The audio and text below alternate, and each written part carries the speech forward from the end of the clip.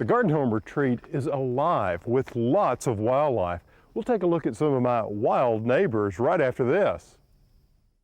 Over the past 20 years as a garden designer, I've enjoyed helping homeowners create private sanctuaries full of beauty and wonder. I find each garden to be a fresh opportunity to explore ways to create uniquely personal spaces. These are just a few of the gardens I've helped to transform into garden homes.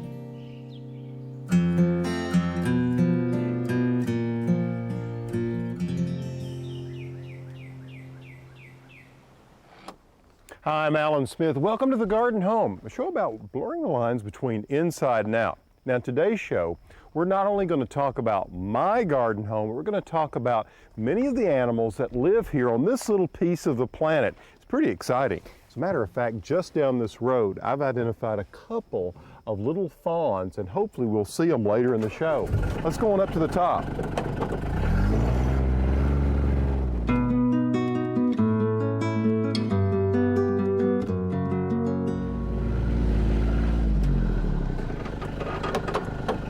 Well, as you can see, they're making some serious progress up here on the porch. This is going to be the perfect place for Lucky and Angel. Come here, Angel.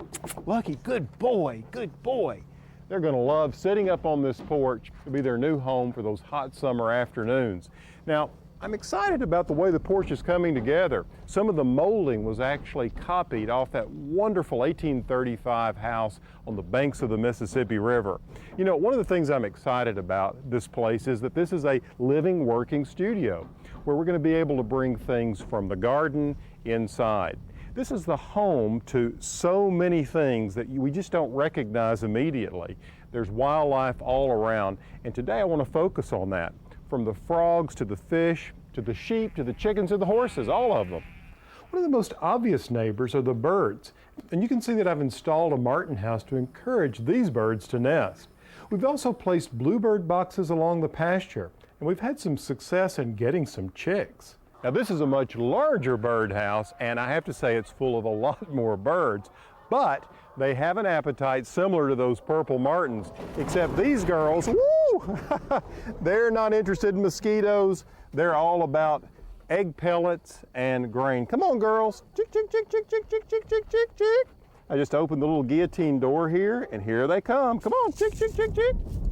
Chick, chick, chick, chick, chick, chick, chick. Come on, chick, chick, chick, chick. I can't believe how these have grown. They're only 5 months old.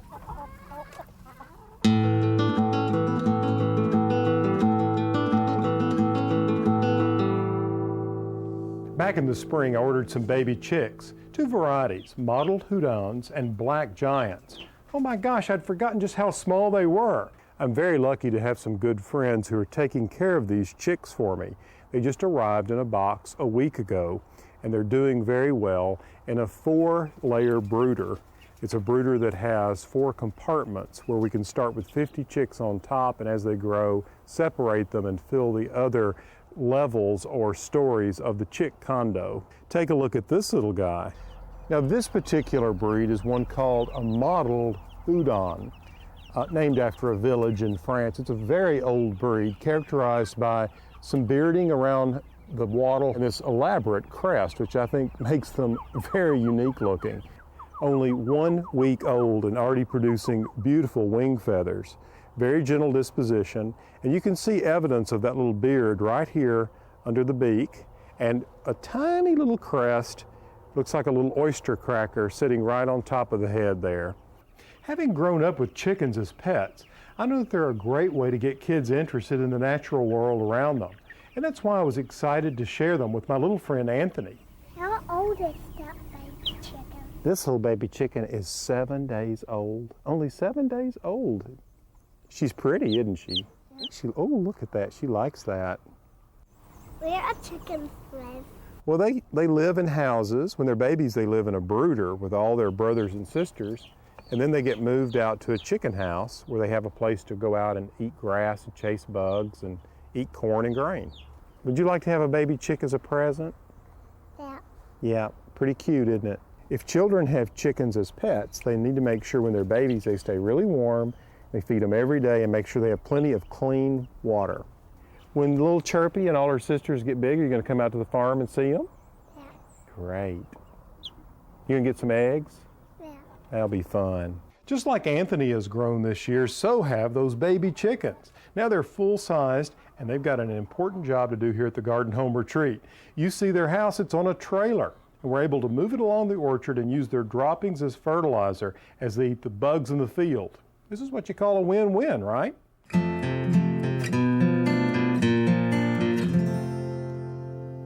You don't have to spend a lot of time out here at the Garden Home Retreat in the summer to realize that the butterflies love this place. It's because of all the different flowers we have planted and various other forms of habitat that they enjoy, like this.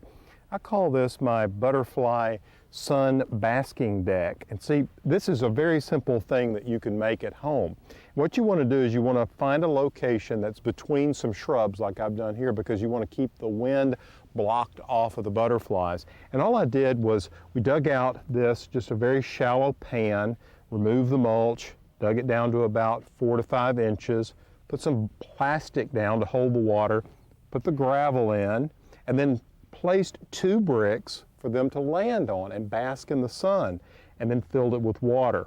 So you can just see the edge of water there, so they can ease in and get as much water as they want. It's really a great way to attract them. Now, a secret ingredient I like to use is a banana peel. So I just lay a banana peel like this. They love bananas.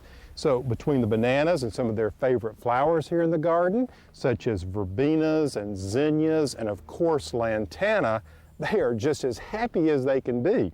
It's a great way to take care of the little acrobats of the sky. Now, if you find yourself really getting into having lots of butterflies around, you need to understand that it's important for you to provide food for 2 different parts of the butterfly's life cycle, as a larva or a caterpillar and as an adult butterfly. You see, plants suited for the larva stage are commonly referred to as host plants, and adult butterflies feed on nectar plants. Let me give you an idea of what I mean here. When it comes to host plants, different varieties of butterfly larvae have specific requirements. For instance, the painted lady butterfly larva likes hollyhocks and sunflowers, but the monarch prefers milkweed. Trying to appeal to every butterfly would require a large group of plants, and to be honest, some of them can be quite weedy for a garden. So narrow your selections to the ones that benefit the greatest number of larvae. Some host plants that feed several kinds of butterfly larvae are parsley, milkweed, and fennel. Others that are a little showier include Queen Anne's lace, false indigo, passion flower, asters, and various kinds of sedum. Now, once that butterfly emerges from a chrysalis and needs nectar-producing plants to dine on, you've got to think in a different way. You see, I've already mentioned a few plants that they love, but there's an extensive list to choose from.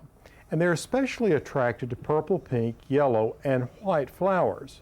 But to make it easy for the butterfly to spot your offerings, plant them in drifts of a single type of flower rather than a mix of different colors. This will really get their attention. Now be sure to arrange these plants in a way that there's something in bloom throughout the growing season, and especially in late summer when butterflies are the most active. You know, I always talk about using earth-friendly methods for dealing with insects. That's what I'm doing here. I'm using an insecticidal soap to soak down this giant burgundy fountain grass. There are thrips all over it.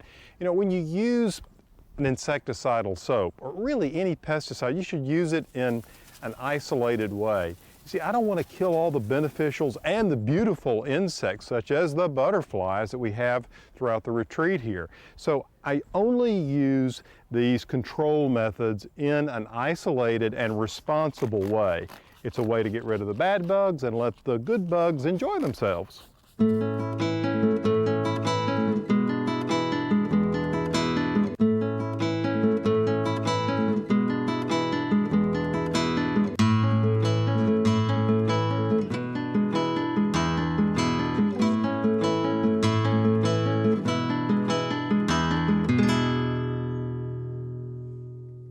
Even though we're still underway with the house, it's coming along nicely. The garden is just about finished. We got these buildings in place and they are going to come in very handy. You see, in my city garden, for years I kept honeybees, one of my favorite hobbies. I had 2 hives, sometimes 3, and had them along the picket fence in the vegetable garden. It's a great source of pollinators and honey. Well, now I'm very excited because here at the Garden Home Retreat, I'm going to dedicate one of these little tool sheds to beekeeping. So this is going to be the honey house. I can keep all of the regalia and accoutrement that accompanies keeping bees, like this veil and lots of other things. With some of the recent problems our bee friends are having, namely colony collapse disorder or vanishing bee syndrome, I think it's more important now than ever for us to do our part to have healthy beehives. Ed Levi is an expert on bees and stopped by to help me get my beehives ready for the winter one season. Well, Ed, after taking the supers off and harvesting the honey, I'm ready to put the little guys to bed and get them ready for winter. There's a few things that are real important to take into consideration. One of them is a lot of people like to reduce the entrances of the hives by putting entrance reducers in. Yes. And that makes it a little bit easier for them to keep the temperature control right. The beehive that we know today is very different than the beehive of history, isn't it? Back a long time ago, they used a lot of different types of materials for beehives. This is a bee skep. In a skep, basically what they did is they let the bees build their comb from the bottom and hang it down. And then back in Aristotle's days, he decided to study bees, and he turned a skep over one day and saw that there was the pieces of comb in there all the same distance apart all the time, which we call bee space now. The beehive that we have today was really designed in the early 1900s by an Italian-American named Langstroth. When Mr. Langstroth designed the hive, he designed the hive so that the frames always had that same bee space. Pretty much hives are designed to replicate the way bees would do it naturally. But then we've got removable frames and things like that that make it easier for modern techniques. Yeah, so Mr. Langstroth made them much more efficient. Yes.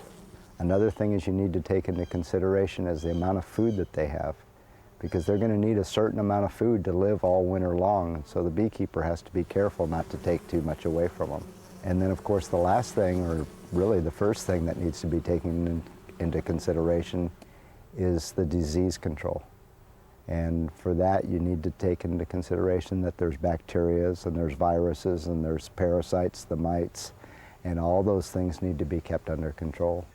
Ed, how did you get started keeping bees? Actually, I started keeping bees in France. I moved to France in the early 70s, and the area where I moved, beekeeping was one of the things that you could do to make money. And I bought a farm that had some old hives on it that had been abandoned for years and years, and I got some bees from those hives and put them into modern hives. And then I went to a French beekeeping school for several months. France is a great place to learn beekeeping, since I guess the tradition of beekeeping started over there in Europe. Yeah, the oldest beekeeping that's known to man has been recorded in the caves in Spain. I think it's interesting that so many of us perceive the honeybee as an American native, but it's actually an immigrant, just as we are. What was the pollinator or the principal pollinators in this country before the honeybee? Well, first of all, Alan, you need to realize that there wasn't as much need for pollination back then, because we didn't do agriculture the way we do it now. Agriculture was very small and little plots. Pollination generally is done by a bunch of different means. Wind is a very good pollinator. Birds are good pollinators, and other bugs are good pollinators. Even bats. Even bats are good pollinators. But as agriculture got bigger and bigger, we needed more organized pollination, and honeybees are the best pollinators that we know. And we can take hives and move them to a crop. And when somebody grows thousands of acres of almonds or thousands of acres of alfalfa or cucumbers, they can hire a beekeeper to come in with their hives and contract with him to bring the bees in for pollination. And something else that's real important to understand in all that is that as agriculture evolved, pesticides became more and more common. And the pesticides wiped out a lot of the natural pollinators. And the beekeeper can protect his hives the best he can from those pesticides and then still have a lot of good pollinators available. But the pollination crop, the agricultural crop that is improved or made possible, is worth about $10 to $15 billion a year. That's billion with a B. Billion with a B, about 50 times the value of the honey that's produced. Amazing.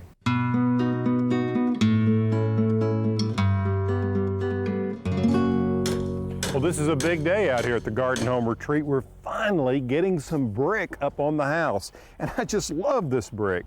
It looks like a handmade brick from the 18th or 19th centuries, but it's not. It's a modern brick, but I just love the color and I love the hand-formed quality of it. So they're starting on this corner of the house and going to work their way up, but in preparation to lay the brick, they worked all day yesterday painting the trim and then covering up around the windows. You know, plastic has really changed the way we do so many things, and particularly in building. They've been able to cover the stone foundation, the stone water table with plastic, as well as all the surrounds around the window so that none of the masonry falls on it, so it cuts down on cleaning. And another important thing they've done is they've run the lightning rod cabling that will be just behind the brick, and you can see it there on the corner of the building. Now with the brick masons here, we're going to really see some progress. It's very exciting. As you know, throughout this show we've been talking about wildlife, and you know I'm always looking for ways to blur the lines between inside and out. I saw some pillows, yes, pillows, while visiting with Caroline Sumner, and I just had to have some of them for the Garden Home Retreat because I think they fit so beautifully with this idea of blurring the lines between inside a home and nature. Alan, let me show you some of our new botanicals. Look at the colors on these, Caroline. My gosh. Aren't they lovely? They are gorgeous. I haven't seen these before, and I love the supersized scale of them. Now, I call this a spider lily. In my garden, this blooms in late August. They come up, some people call them surprise lilies. It's a Lycoris radiata. Not to throw botanical names around too much, but this is a gardening show. That is right. It's lovely, isn't it? It is, and this is a daylily. Look at that thing. You know, don't you think that botanical motifs have been a popular motif in decorative arts for a long time? Always. They never tire. People love them.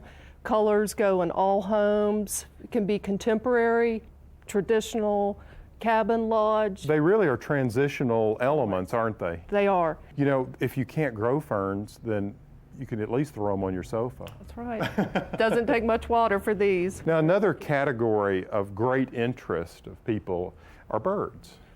We also do, for Colonial Williamsburg, their birds, and for the National Audubon Society, we've just introduced some mammals from Audubon. Really? Some squirrels and buffalo and just... Now, the Williamsburg collection, I guess they would have taken drawings by Catesby.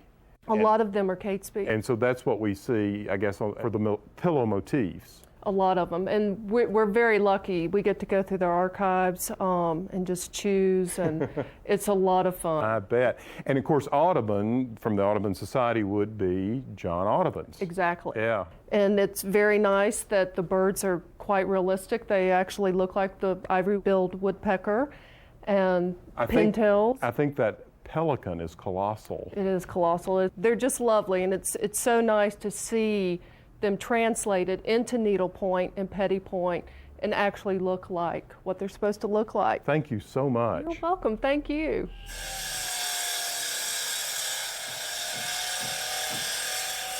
Now, as the guys continue to work on the construction of the house, I'm reminded by all the other forms of housing we have out here at the Garden Home Retreat for some of our little feathered friends.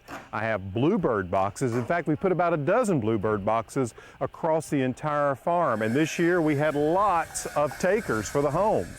And then we have the martin box, which, well, those martins, as you know, are great consumers of mosquitoes. So I love having them up here. And just behind this corner of the barn, we have some barn swallows who've built a mud nest in the corner. Now, what's interesting is while the house has been going up, we had a family of barn swallows build a nest inside on top of one of the plumbing pipes. Of course, that nest will have to come out as the house is finished, but they raised their family and they all flew away. But this one I'm going to leave because it's a great place, and I think those nests are so beautiful. What architecture!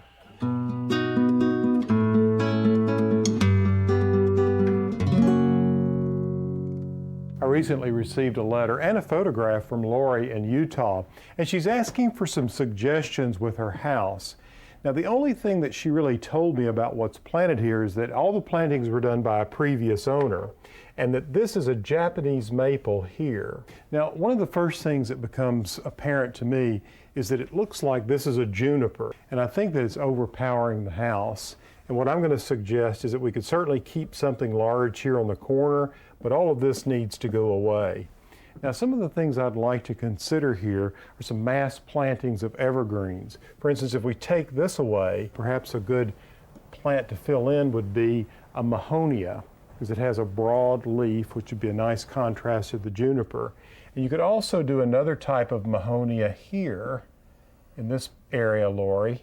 And then what I would do is come around, and rather than have this little bed that you can see around this tree and also around the stump, fill this with mugo pines. It's a small Japanese pine that makes a beautiful ground cover when all planted in together.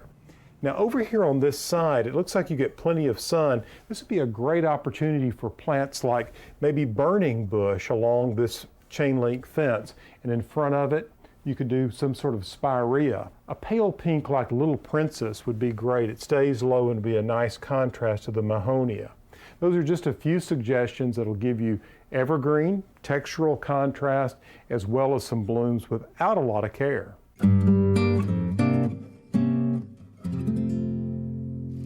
I'm always looking for green solutions, and that's exactly what this is. Well, it's also a flock of white Dorper sheep. They're lawnmowers for this, well, the entire garden home retreat. What I love about this particular breed, come on, is that not only do they love to eat grass, they also respond to some of this whole corn. It's like candy to them. Now, this breed is from South Africa, and they're bred to endure the heat. That's why I wanted to get a breed that's a hair sheep rather than a wool sheep, because it gets so hot here during the summer. So it's the perfect sheep for this place. Okay, now if you're going to keep a few sheep, you need something to protect them, and that's where moose comes into play. Moose is a great protector. He also provides a certain social interaction. He loves the sheep and he loves Kit. They all get along beautifully together. So not only is he protecting the sheep, but he's out here to be the social coordinator.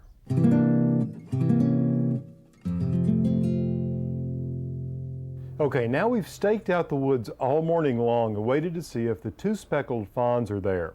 Oh my goodness, there they are, and aren't they beautiful?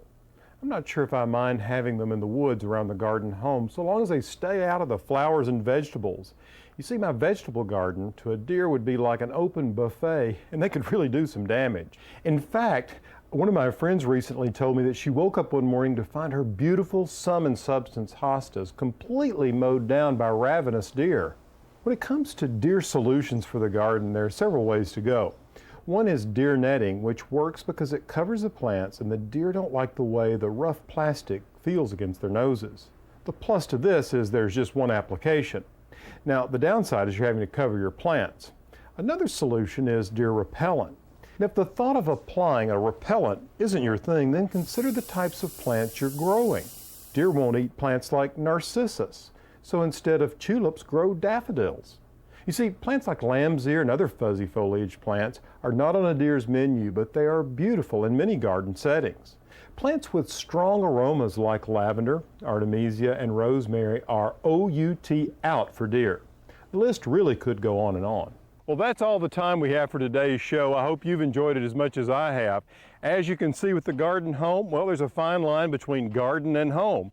And what I've chosen to do out here is to live harmoniously with nature, that fine line between, well, the cultivated landscape and nature herself. After all, so many of these creatures at the Garden Home Retreat were here long before this was ever a cultivated farm. Until next time, from the Garden Home, I'm Alan Smith. Tell them goodbye, Moose. Good boy. More information about today's topic and other topics covered in this series can be found at pallansmith.com. On an upcoming episode of P. Allen Smith's Garden Home. We're going to take a look at plants that bring drama to the garden. We're talking annuals. From the fuzzy plumes of ornamental grasses to the can't-be-contained supertunia. Join us for a look at some of my favorites, that I'm making room for in the garden. And if you're baffled by a seed, then we've got expert advice that can help. Looking forward to sharing views like this on the next garden home.